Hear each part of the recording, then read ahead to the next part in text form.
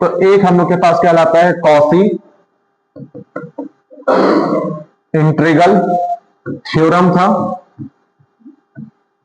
और एक हम लोग के पास क्या था, कॉची इंटीग्रल फॉर्मूला। आ रहा समझ? तो ये जनरली तुम्हारे रेसिड्यू निकालने के लिए हो जाते हैं। तो कॉची इंटीग्रल जो थ्योरम था हम लोग के पास कैसे आया था कि अगर कोई कॉन्टूर है तो उसमें अगर कोई एनालिटिकल फंक्शन है, तो कहने का मतलब ये तब के लिए ध्यान रखते चलना, इक्वल टू वैल्यू क्या आने वाली है, 0 आने वाली। कब आएगी? तो जब अगर मान लो ये पॉइंट, यहां पर जो भी पॉइंट अपने पास दिया जाएगा, ये पॉइंट अगर उस कॉन्टूर के बाहर है, मान के चलो कि z की वैल्यू कुछ दी गई हम लोग को a टाइप की, और अगर इसका रेडियस कुछ होगा हमारे पास, इसका सेंटर कुछ होगा, रेडियस r है, तो अगर मान लो ये जो पॉइंट निकला हुआ है हमारा, अगर इस कॉन्टूर के अंदर में है, तब तो उसकी वैल्यू कुछ ना कुछ निकलेगी। आ रहा है समझ? लेकिन अगर वो पॉइंट जो है उस कॉन्टूर के बाहर है, तो बाहर है तो डायरेक्ट उसका वैल्यू क्या हो जाएगा, उसका इंटीग्रेशन क्या हो जाएगा हमारे पास, 0 हो जाएगा। ये थ्योरम बोलता है। दूसरा, अगर कॉची इंटीग्रल फॉर्मूला मैं बोल रहा हूं, तो ये तुम्हारे मोस्टली रेसिड्यू निकालने के लिए यूज होते हैं। ठीक है, तो फॉर्मूला क्या है?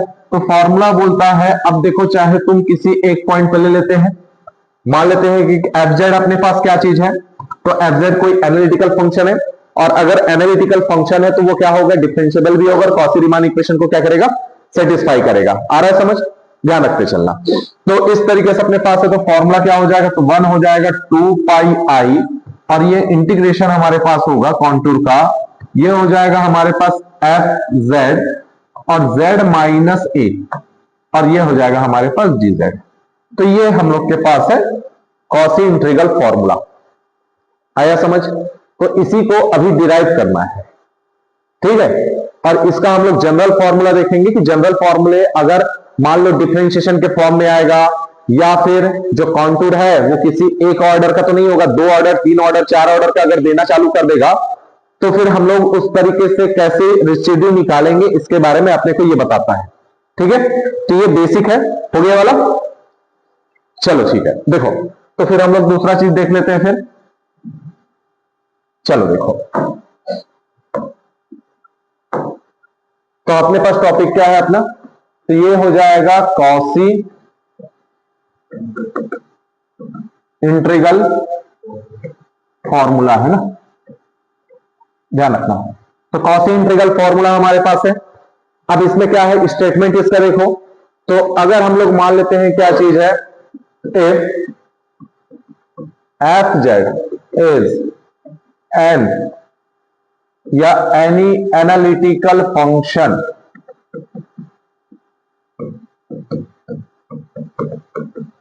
एनी एनालिटिकल फंक्शन, ठीक है, कोई भी एक एनालिटिकल फंक्शन है, क्या बोलता है, तो विद इन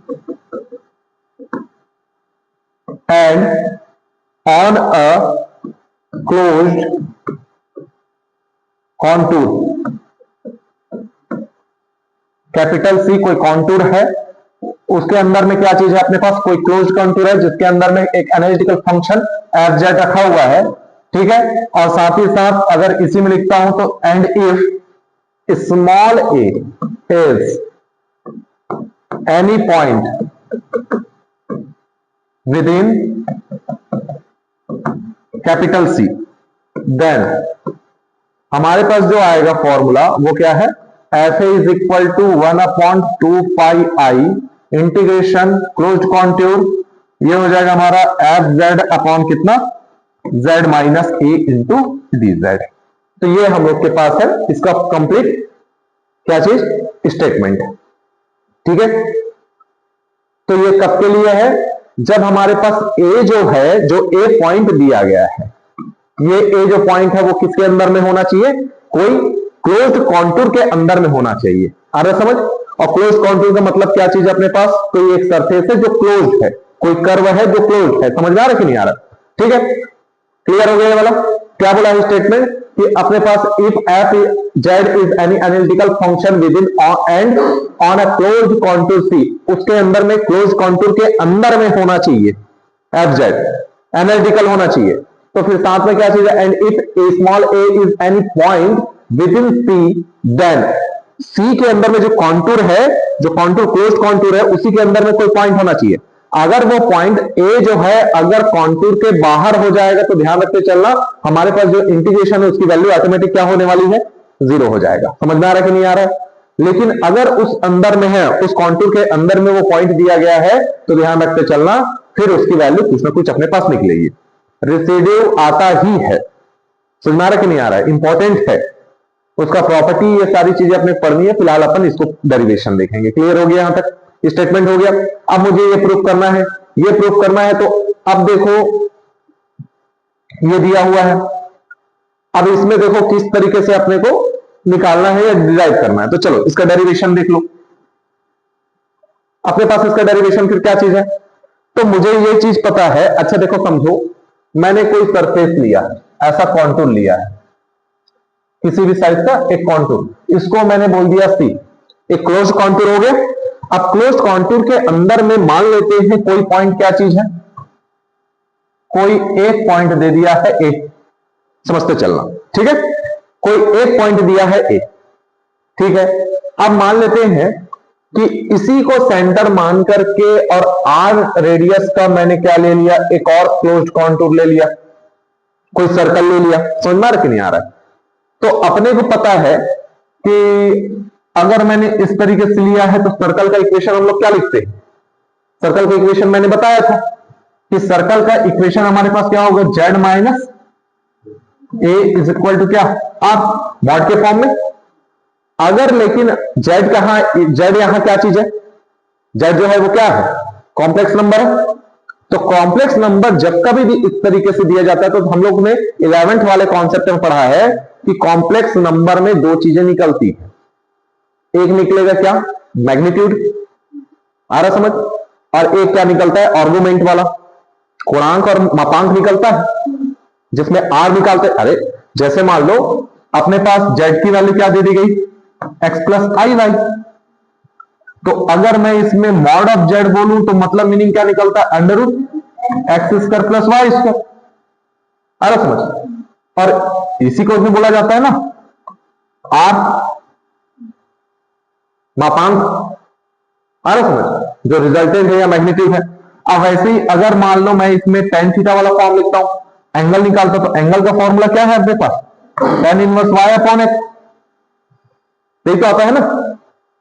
तो यही वाला अपने को दो चीजें निकलती है, एक निकलेगा हमारे पास क्या, मापांक, और एक निकलेगा गुणांक। तो ध्यान रखना, तो इसी को अगर मैंने मॉड हटाया तो हम इसको कुछ इस तरीके से लिख सकते हैं।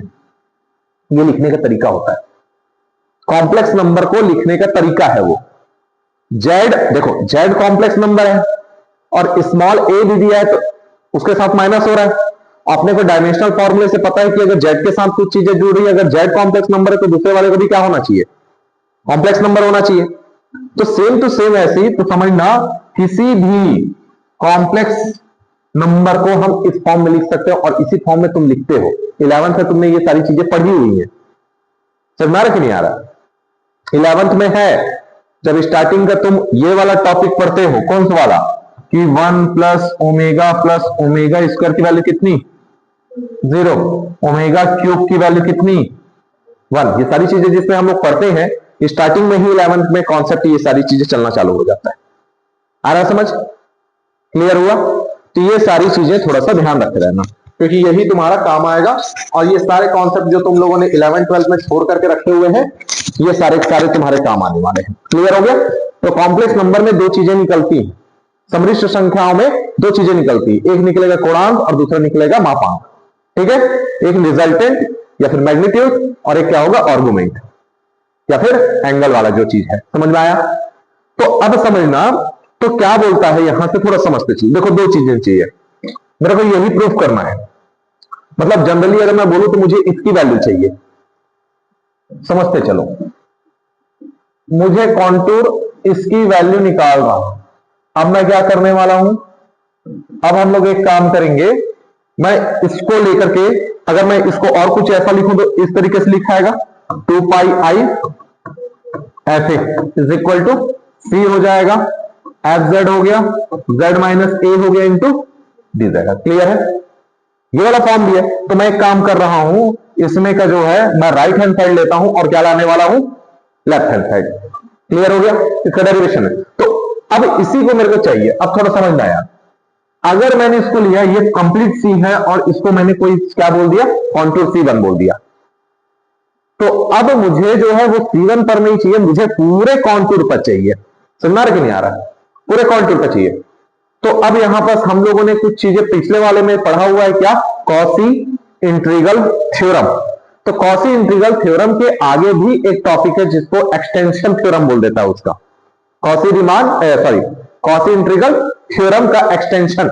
और वो एक्सटेंशन क्या बोलता है, तो वो एक्सटेंशन ये बोलता है कि अगर मैं कॉन्टूर सी के अंदर में कोई भी लेता हूं तो उसको मैं C1 के बराबर, जो भी उसके अंदर है कॉन्टूर दूसरा, उसके बराबर लिख सकता हूं। मतलब दोनों बराबर होंगे बोलता है। जितने भी कॉन्टूर होंगे वो आपस में सारे सारे क्या होंगे, बराबर होंगे, कनेक्टेड होंगे उस कॉन्टूर के, क्लोज्ड कॉन्टूर के रेडियस के या सर्कमफेरेंस के, परिधि के। समझ में आ रहा है कि नहीं आ रहा? क्लियर हो गया?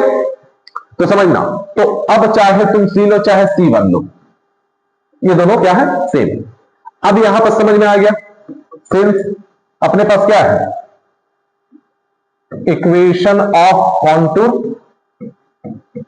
C1। C1 का अगर मैं लेता हूं तो मेरे पास क्या हो गया, हम लोगों ने क्या लिखा, Z minus a is equal to r. R radius है उसका, ए जो है सेंटर है, ठीक है। तो यहां से हम लोगों ने जब इसको हटाया तो हमारे पास क्या हो गया, ये तो आएगा ही आएगा, साथ में आर्गुमेंट आएगा, तो argument e to the power I theta. अरे आई थीटा अपने पास कैसे लिखते हो तुम लोग, तो अपने को पता है कि Z इक्वल टू, जब मैं इसके बारे में बात कर रहा हूं तो Z, तो x इज इक्वल टू हम लोग क्या लेते हैं, आर कॉस थीटा, और y इक्वल टू क्या मानते हैं, आर साइन थीटा। तो उसी में जब मैं वैल्यू रखूंगा तो ये कितना हो जाएगा, आर दोनों में से कॉमन निकलेगा तो कॉस थीटा प्लस कितना हो जाएगा, आई साइन थीटा। तो ये हो गया आर, और ये हम लोग के पास कितना, ई टू द पावर क्या लिखा जा सकता है, कल तो हम लोगों ने देखा था ना, E to the power I theta की वैल्यू क्या होती है, cos theta plus I sine theta. लेकिन अगर यही हाइपरबोलिक वाले में आ जाएगा तो फिर क्या हो जाएगा, हाइपरबोलिक में एच आता है, आई का फॉर्म ही नहीं है। तो समझ में आया किस तरीके से आया? तो ये सारी चीजें थोड़ा सा समझते चलना।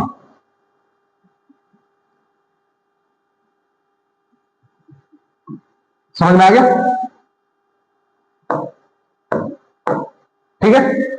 तो z की वैल्यू हमारे पास क्या होगी, a plus R E to the power I theta. अब देखो मेरे पास ये z की वैल्यू है, लेकिन मुझे साथ ही साथ dz भी चाहिए। तो dz अगर मान लो मेरे पास चाहिए तो मैं इसको डिफरेंशिएशन करूंगा, तो dz करूंगा तो ये तो कांस्टेंट है a कांस्टेंट मतलब उसकी वैल्यू 0। और यहां पर हम लोग किसके रिस्पेक्ट में कर रहे हैं, थीटा के रिस्पेक्ट में। अरे समझ, तो थीटा के रिस्पेक्ट में जब मैं इसी की वैल्यू सॉल्व करता हूं तो मेरे पास कितना हो जाएगा भाई, तो r और e to the power I theta तो आएगा, और साथ में थीटा के रिस्पेक्ट में भी हम लोग कर रहे हैं तो हमारे पास वैल्यू कितनी है, थीटा है ना, तो ये कितना हो जाएगा, आई डी थीटा, यही आएगा। क्लियर हुआ? तो यहां तक हमारे पास इस तरीके से वैल्यू आ चुका है। तो कहने का मतलब क्या है कि dz की वैल्यू हम लोग के पास कितनी हुई है, r i e to the power I theta d theta. Clear हुआ? समझ आ गया? ठीक, यहां तक हम लोग के पास दिया हुआ। अब इस सब की वैल्यू हम लोग कहां पुट करेंगे, इक्वेशन नंबर फर्स्ट पे। Then put the value in equation first. तो अगर इक्वेशन फर्स्ट में हम लोग रख रहे हैं तो समझ में तो आ गया कि एक्सटेंशन थ्योरम क्या बोलता है कि अगर किसी भी क्लोज्ड कॉन्टूर के अंदर में कोई दूसरा सर्कल है या कॉन्टूर है तो बढ़ाने पर उस अंदर वाले को ना, इसको एक्सटेंड करने पर ये यहीं तक आएगा। तो मतलब दोनों की वैल्यू इंटीग्रेशन क्या होगा, सेम होगा। समझ आ रहा है? तो इस तरीके से, तो अगर मैं पुट कर रहा हूं तो मेरे पास देखो फिर क्या हो जाएगा, तो चलो सी ही ले लो अब, क्योंकि दोनों बराबर मान रहे हैं। तो एफ जेड की वैल्यू क्या है, तो एफ जेड की वैल्यू तो हम लोग के पास कितनी हो जाएगी, एफ और जेड की वैल्यू कितनी भाई, A plus R E to the power I theta. ठीक है, नीचे में देखो z माइनस ए की वैल्यू हम लोगों ने कितना लिखा था, r E to the power I theta, और साथ ही साथ dz की वैल्यू कितनी, r i e to the power I theta into d theta. तो देखो यहां से आर वाला cancel, e to the power theta वाला कैंसल, आया समझ। तो यहां से हम लोग के पास कैसा आ गया फिर, तो ये हम लोग के पास आया है, ये c हो गया F Z upon Z minus ए इंटू हो जाएगा डी जेड। तो यहां से देखो फिर हमारे पास क्या बचा, तो आयोटा बाहर निकलेगा, आयोटा बाहर निकला, ये c हो गया और f हो जाएगा a plus R E to the power I theta और कितना हो जाएगा डी थीटा। ठीक है, इसको थीटा ध्यान रखना। क्लियर हुआ, तो कुछ नहीं बचा है फिलहाल। तो अपने पास इस तरीके से आया हुआ है। चलो इसको मान लेते हैं इक्वेशन नंबर कितना हमारे पास, सेकंड वाला फॉर्म हो गया। क्लियर है यहां तक। अब अगर मान के चलो देखो, अच्छा यहां पास कोई और एक पॉइंट था जिसको हम लोगों ने जेड को ही बोला है, तभी तो आएगा ना, तभी तो इक्वेशन बनेगा सर्कल का। वहां पास हम लोग पॉइंट नहीं लिए थे, तो वहां पॉइंट लेना अपने को जरूरी है। क्लियर हो गया वाला। अब थोड़ा समझना, अब यहां पर बोला जा रहा है कि हमारे पास वैल्यू फिर कैसी होगी, तो इफ अगर r जो है वो 0 की ओर बढ़ने लगे, मतलब छोटा होने लगे, समझना ये रेडियस r है, ये वापस आ रहा है धीरे धीरे धीरे धीरे, कहां आ रहा है, a पर आ रहा है, तो मतलब वो कम होते चल रहा है। तो कम होते चल रहा है, तो कहने का मतलब ये है कि a गायब हो जाएगा, फिर ये तो गायब ही हो जाएगा। अगर r जो है वो a की तरफ आ रहा है तो अपने पास क्या हो जाएगा, a गायब हो रहा है। तो उसी चीज को थोड़ा सा ध्यान रखते चलना। अगर हम लोग इस तरीके से निकाल रहे हैं तो देन हम लोग के पास क्या हो जाएगा इसकी वैल्यू, तो इसकी वैल्यू जो हम लोग के पास है a plus R E to the power I theta की लगभग वैल्यू हो जाएगी a के बराबर। मतलब r छोटा होते जा रहा है, r छोटा होते जा रहा है, कहां तक पहुंचेगा, a तक। तो a जीरो ना होकर के समझो r को उसने जीरो लिया है, r क्या हो जा रहा है, समझ रहा है कि नहीं, a के बराबर हो जा रहा है। तो ये हम लोग के पास इस तरीके से, तो हमारे पास वैल्यू फिर कितनी हो जाएगी, तो हमारे पास वैल्यू फिर कितना हो जाएगा, इसको थोड़ा सा ध्यान दिए रहना। ठीक है, तो ये हम लोग के पास देन बाय इक्वेशन सेकंड, तो हमारे पास वैल्यू कितनी हो जाएगी, तो F Z upon Z minus ए इंटू हो जाएगा डी जेड, ये हो जाएगा आयोटा, और इस पूरे की वैल्यू किसके बराबर हो जाएगी, आ रहा समझ, और ये कितना हो जाएगा डी थीटा। अभी भी कंप्लीट है क्या, नहीं है, नहीं है, तो यहां तो कांस्टेंट हो गया अब, क्योंकि अब ये पॉइंट में आ गया। भाई हमारा इंटीग्रेशन किसके रिस्पेक्ट में हो रहा है, थीटा के रिस्पेक्ट में, तो थीटा वाला फंक्शन रहता तो इंटीग्रेशन के अंदर रखते, नहीं है तो फिर बाहर रखें। तो ये a हो गया, बचा क्या c, और क्या बच गया डी थीटा। अब देखो वो कॉन्टूर या फिर जो है बढ़ेगा, एक्सटेंड होगा, तो कितना पाई रहेगा। कोई ऐसा तो नहीं बोला है कि पर्टिकुलर किसी फर्स्ट कोऑर्डिनेट सिस्टम में है, फर्स्ट ऑक्टेंड में है, प्रथम चतुर्थांश में है, कि चतुर्थ वाले में है, तो टोटल कितना एंगल बनाएगा, 2 पाई। आ रहा समझ। तो कंप्लीट अगर मैं लूं तो इसी में हम लोग के पास कितना हो जाएगा, तो अपने पास कितना हो जाएगा, तो मैं इधर थोड़ा सा देख रहा हूं, इसको मैं मिटा रहा हूं।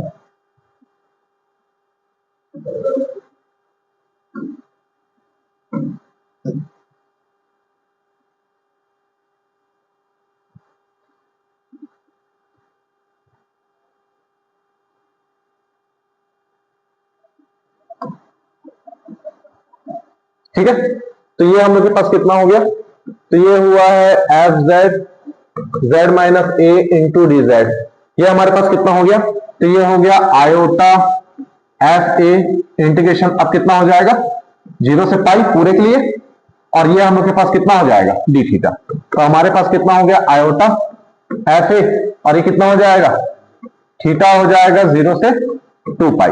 तो हमारे पास आयोटा एफ ए और कितना हो जाएगा upper limit minus lower limit, तो आयोटा हमारे पास एफ ए इंटू कितना हो जाएगा 2 पाई। तो ये हो गया हमारा 2 पाई आई, और ये कितना एफ ए, तो ये हम लोग के पास आ गया सी, ये हो जाएगा F Z upon Z minus ए इंटू कितना हो गया डी जेड। और इसी को अगर प्रॉपर तरीके से लिखोगे तो एफ ए की वैल्यू किसके बराबर आ जाएगा 1/2 पाई आई इंटीग्रेशन सी, कितना हो जाएगा एफ जेड, और कितना हो गया F Z into d Z.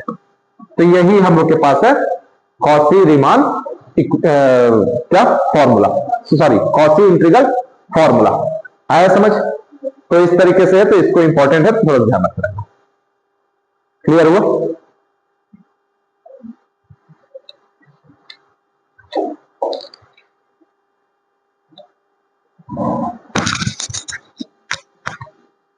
चल रहा है, बंद कर।